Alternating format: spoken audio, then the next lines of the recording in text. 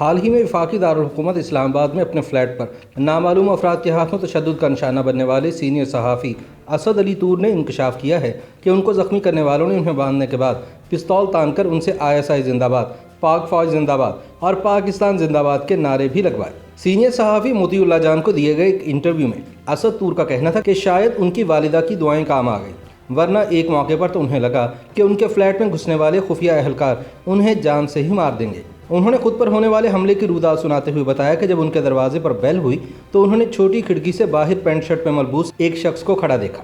اسد کے بقول جب انہوں نے دروازے پر کھڑے شخص سے پوچھا کہ اس کی آمد کا کیا مقصد ہے تو اس نے جھنجھلاہٹ میں جواب دیا کہ وہ اسی پلازے میں رہتا ہے اور بلڈنگ کے حوالے سے کوئی بات کرنا چاہتا ہے۔ اسد کہتے ہیں کہ اس شخص کی باڈی لینگویج سے میں بھانپ گیا کہ یہ مقامی شخص نہیں بلکہ یہاں کسی خاص مقصد سے آیا ہے، لہٰذا میں نے ایک لمحے کے لیے سوچا کہ اگر میں فوراً فلیٹ کا دروازہ کھول کر نیچے بھاگ جاؤں تو ہو سکتا ہے کہ میں اس کے ارادوں کو ناکام بنانے میں کامیاب ہو جاؤں، اور پھر اسد طور نے ایسا ہی کرنے کی کوشش کی۔ تاہم جو ہی وہ دروازہ کھول کر اپنے فلیٹ سے نکلنے لگے تو اس شخص نے انہیں مضبوطی سے دبوچ لیا اور کہا کہ I am ISI، یعنی میرا تعلق ISI سے ہے۔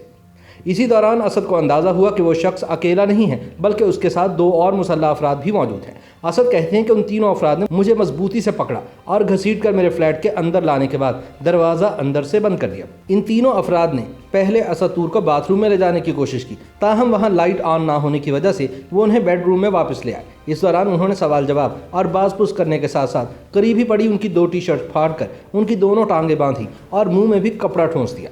اسد علی طور نے موتی اللہ جان کو بتایا کہ اس دوران انہوں نے نامعلوم افراد سے پوچھا کہ آپ مجھ سے کیا چاہتے ہیں۔ انہیں جواب ملا کہ تم ISI کے خلاف ویڈیوز بناتے ہو، اس لیے ہم تم سے کچھ سوال کرنے آئے ہیں۔ ان کا کہنا تھا کہ ابھی کچھ دیر بعد ہمارے آفیسر بھی آئیں گے اور وہ تم سے 3 سوال پوچھیں گے۔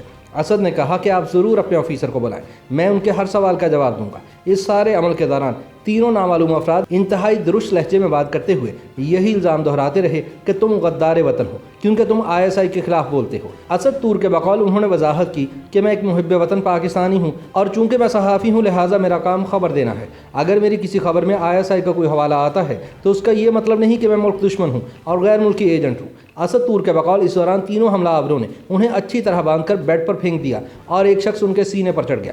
حملہ آوروں میں سے ایک فرد ان کی ویڈیو بنانے لگا اور ان سے کہا گیا کہ پاکستان زندہ باد، پاک فوج زندہ باد، ISI زندہ باد کے نعرے لگاؤ۔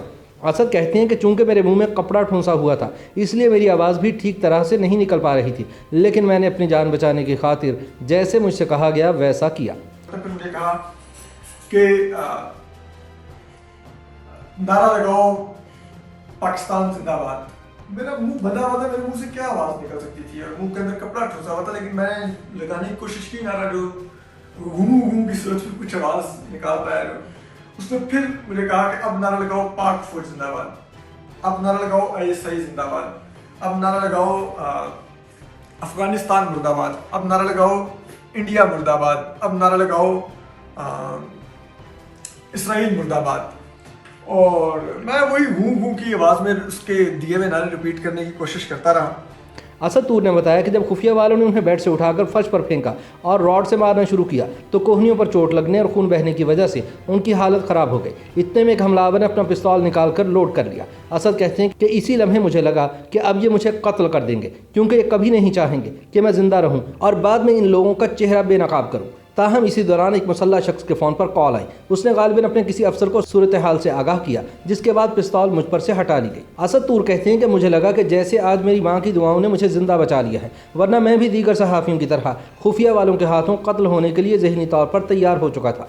اسد نے بتایا کہ حملہ آور ان سے مسلسل یہی پوچھتے رہے کہ تم کن غیر ملکی قوتوں کے ایما پر کام کرتے ہو۔ انہوں نے میرے جوتوں کپڑوں کو بھی غور سے دیکھا اور ایک شخص نے کہا کہ یہ برانڈڈ جوتے پہنتا ہے، یہ جوتے بھی بلا شبہ اسے کسی دشمن ملک نے بھجوائے ہوں گے۔ اس موقع پر اسد طور نے وضاحت کی کہ انہیں صرف اپنی نوکری کی تنخواہ ملتی ہے اور میرے اس دعوے کی تصدیق کے لیے آپ میرا بینک اکاؤنٹ بھی دیکھ سکتے ہیں۔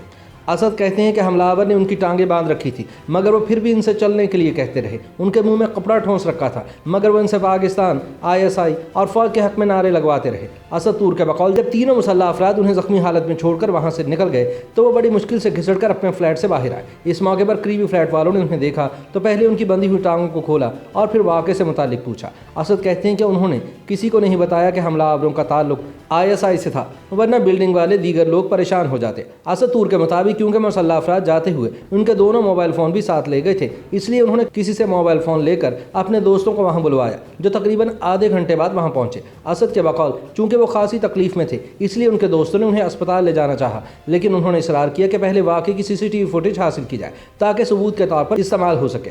लेकिन उन्हें बताया गया कि उनके फ्लैट के बाहर लगे कैमरे की फुटेज दस्तयाब है, ताहम दाखिली दरवाजे पर लगे कैमरे की फुटेज तकनीकी फॉल्ट की वजह से रिकॉर्ड नहीं हो सकी। असद ने बाद अस्पताल से तिब्बी मुआयना करवाया और FIR दर्ज करवाई, लेकिन वीडियो में नजर आने वाले तीनों अफराद की वाज़ेह शनाख्त के बावजूद उन्हें सज़ा मिलने की कोई उम्मीद इसलिए नहीं क्योंकि माजी में हामिद मीर, मोतीउल्लाह जान और अबसार आलम पर होने वाले हमलों की CCTV फुटेज के बावजूद भी कोई कार्रवाई नहीं हुई थी।